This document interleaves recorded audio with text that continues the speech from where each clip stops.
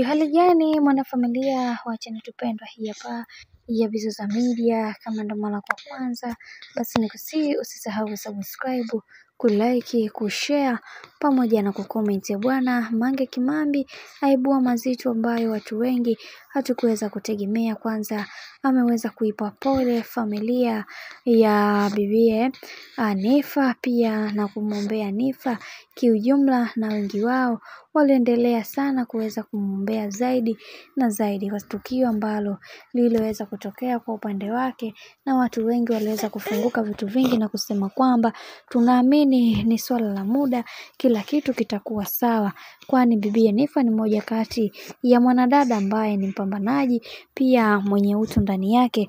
Kwa hichi ambacho kilichoweza kutokea ni mistake tu ambayo aliyoweza kuifanya, lakini tunaamini kwamba kila kitu kwa upande wake kitakuwa sawa, na haya yote ambayo yanakuwa yanatokea katika maisha yake ni moja kama ya funzo. Lakini tumeweza kuona mashabiki na wao waliweza kuungana na Mange Kimambi, pia waliweza kumwambia kwamba kuna vitu vingi tunatakiwa kuweza kuhakikisha kila kitu kinakwenda katika mlolongo mzima, na pia tunatakiwa kuweza kuwa na mipaka ya kila hatua ambayo tunazoweza kuzipiga katika maisha yetu, na tusipozingatia tutajikuta tunaingia katika matatizo makubwa ambayo tusiyoweza kuyategemea, kwani kwa kipindi hiki bibi Niffer anahitaji kuweza kupata faraja kubwa na kuweza kuhakikisha kila kitu kinakuwa sawa, na tusipoangalia pia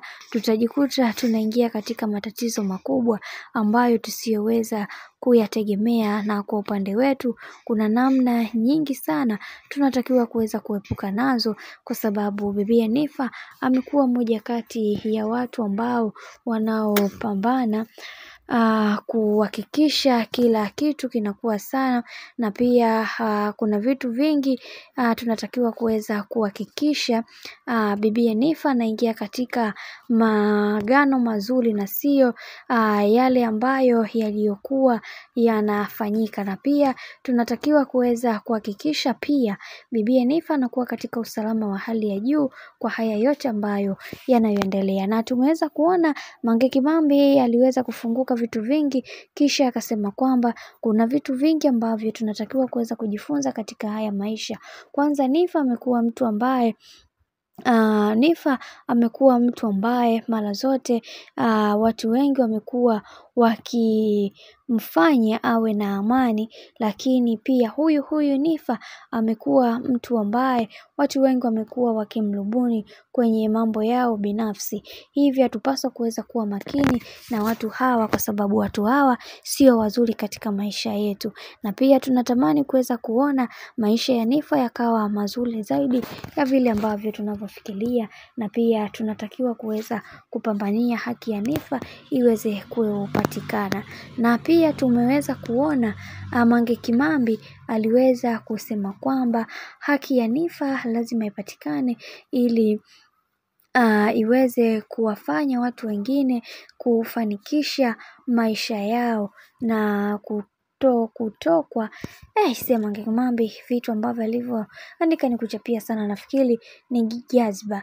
Amesema kwamba kuweza kuhakikisha kila kitu kinakuwa sawa katika misingi iliyo bora na kuweza kupata haki zake za misingi. Bwana, mambo ni mengi sana kuhusiana na haya yote ambayo yanayoendelea. Mimi nikusihi kitu kimoja, kama ndo mara kwa kwanza, basi usisahau kusubscribe, kulike, kushare pamoja na kucomment. Kwa upande wangu sina la ziada, wacha nikutakia siku njema na kazi njema. Tukutane next time. Bye bye.